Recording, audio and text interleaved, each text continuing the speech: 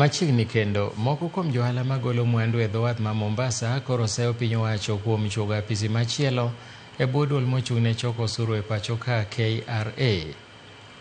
Johalago wacho ni tim makamaeri miyo golo mwandu e dho wathno ma Mombasa kawo thuolo malach.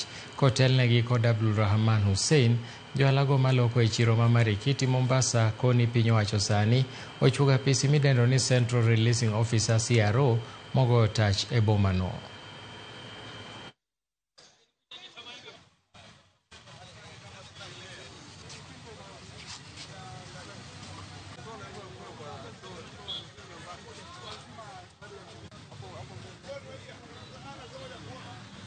Sasa wametubadilishia, tuna releasing officer hapa na tuna releasing officer Nairobi. Hichi kitendo cha Nairobi kimetoka wapi? Central releasing officer tulikuwa hatuna zamani. Mbona wamezua watu ambao hawapo? Hatutaki central releasing officer. Tunataka kila kitu kifanywe hapa ndani ya hii Mombasa.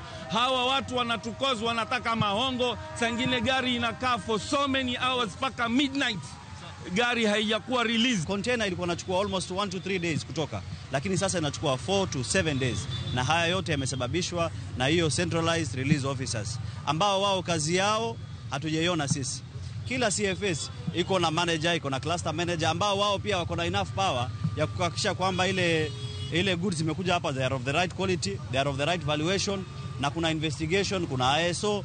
Hawa wote wako, lakini unasikia kwamba kuna watu wanajiita centralized release officers.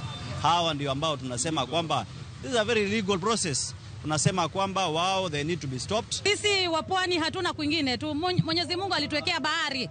Alituwekea bahari na sababu. Na kwa hivyo hii bahari ndo shamba yetu. Na sasa serikali inataka ku make sure hata ile biashara kidogo ambayo tumebaki nayo wanatunyanyasa mpaka tuiache. Sijui wanapanga mipango gani.